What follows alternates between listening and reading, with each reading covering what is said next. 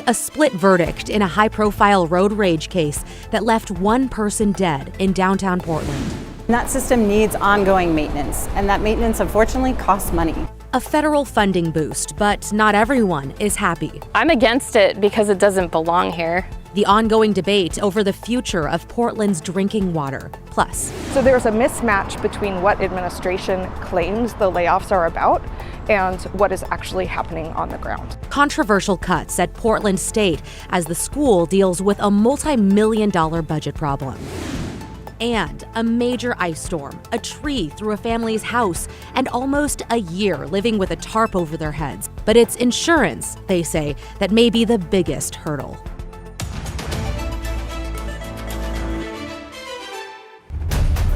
Thanks for joining us. I'm Christine Pitawanich. We begin with breaking news tonight. The jury is deadlocked on a deadly downtown Portland road rage case. The defendant was found guilty on some charges, but the most serious ones for murder resulted in a mistrial. Evan Watson is live outside the courthouse. Evan, break this all down for us.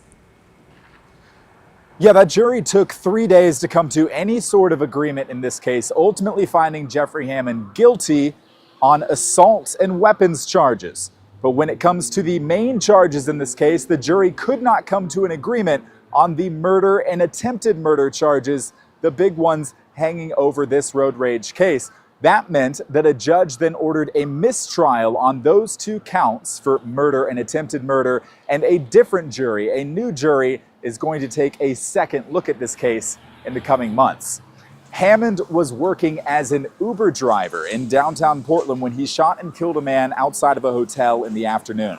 Court records and surveillance video show that a road rage incident led up to this shooting. Hammond and passing driver Ryan Martin exchanged obscene gestures per the documents. Martin got out of his car and walked up to Hammond's car. After 13 seconds, Hammond shot Martin through his window. Martin was unarmed.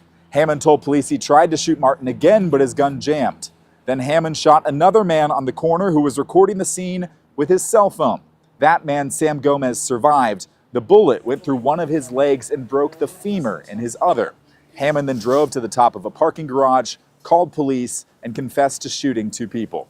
Hammond and his defense in this case argued that the shootings were in self-defense. Prosecutors said his actions were intentional, and the jury here could not reach a unanimous decision on the murder and attempted murder charges, although they did find him guilty, as mentioned, on the assault and two different weapons charges. Now what happens next?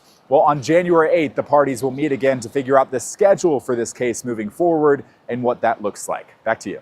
Appreciate the update. Evan Watson reporting live in downtown Portland. Thank you, Evan. Now to some of tonight's other headlines. Albany police have arrested a former high school teacher accused of having a sexual relationship with a student. 28-year-old Deuce Foley from Albany faces multiple charges for sex abuse. Police say the sexual relationship began back in 2022 while Foley was working as a math teacher and wrestling coach at South Albany High School. He started working there in 2018. Police believe there could be more victims. Contact Albany Police if you know anything. And the man charged in connection to the death of a Sherwood woman was in court this afternoon. 38-year-old Jose Morfin Jr. faces charges for second-degree assault in the death of his partner, 64-year-old Mary McDowell. In court today, Morfin tried to yell out to people in the courtroom not to believe what was being said about him, and he said he loved Mary. Her body was found outside her Sherwood home on Friday. Detectives arrested Morfin later that day. He's being held without bail. And a DJ is recovering in the hospital after almost losing his life. DJ Duncan Allen says a dancer at Casa Diablo strip club stabbed him in Northwest Portland. It happened last Sunday at the club. 29-year-old Peyton Lathan was arrested for the stabbing. Allen says the two had only worked together a couple times over the years, and all other encounters were professional. The attack pierced Allen's lung, which caused it to collapse and fill with blood. Was fading in and out of like consciousness, because my blood loss and oxygen loss. So everything around me was getting blurry. Everything was getting white. People's voices like that. First responders took Allen to the hospital. According to court filings, police found Lathan hiding outside the club with 2 knives. She is charged with assault. The Cowlitz County Coroner's Office has recovered the body of 32-year-old Terry Shinover, who disappeared more than 3 years ago. Last Saturday, law enforcement was called to pull a car out of some water off Dyke Road in Woodland. The tow truck driver ended up pulling up a car with a body inside. The coroner's office believes Shinover drowned. He'd been missing since April of 2021. In Aloha, 4 people were hospitalized with minor respiratory issues after getting exposed to an unknown substance at the Intel campus. Tualatin Valley Fire and Rescue and its hazmat team were called to the campus yesterday. They say they did not find the source. Joe?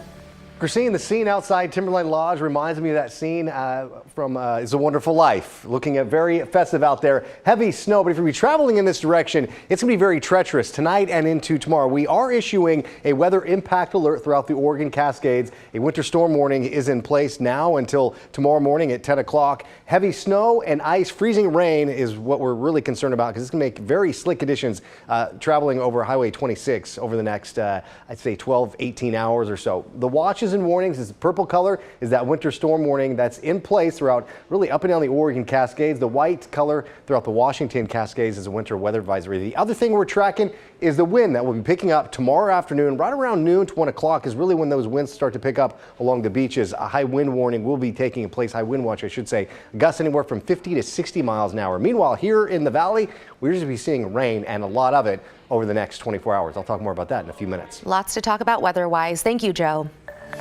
In a developing story, Portland State University sent a warning about layoffs 2 months ago. Now it has become a reality. 17 professors will be let go this summer. Pat Doris has the update. Portland State is one of Oregon's largest universities with a total of 21,000 students across 204 degree programs. The university also has 1,595 faculty members. Last October, budget planners could see a looming problem, and layoff warning notices went out to 94 people, according to the university. PSU also adopted a plan to deal with the budget hole. They called it a bridge to the future. The plan outlines goals to save $2 to $4 million by reorganizing HR, marketing, and communications efforts. It would also grow income by $1 to $3 million through offering more and bigger classes to subjects in high demand, while at the same time enticing more students to attend summer school. And it would save $2 to $4 million through retirements. Those retirements come with a one-time cash bonus of up to $48,000 for tenured faculty, depending on a variety of factors. PSU also hopes to save $8 to $12 million in what it calls programmatic revitalizations, and that's where the layoffs come in. Those changes in total would make up a budget hole of between $13 and $23 million. Emily Ford is president of the Portland State's Teachers Union. It's called the American Association of University Professors.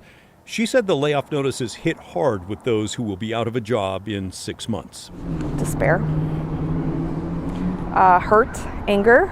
She also argues that while the university suggests it's unpopular classes that are being cut, that the layoff actually targeted some teachers with popular classes. So there's a mismatch between what administration claims the layoffs are about and what is actually happening on the ground. But Andrea Johnson, vice president of finance and administration at PSU's, says the layoffs were chosen by the deans over the various programs, and that the budget problem comes from falling enrollment.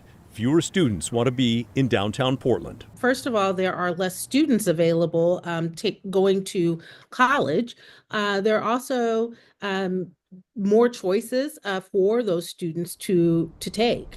And again, as we think about what's happening here in the downtown Portland area and the reputation of downtown Portland, students are concerned about coming to downtown Portland to go to school. This used to be a destination, and through the pandemic, what we saw is a change in how people thought about downtown Portland. Portland State says these 17 layoffs are all they have planned for right now, but the union worries there could still be more in the future. At Portland State, Pat Doris, KGW News.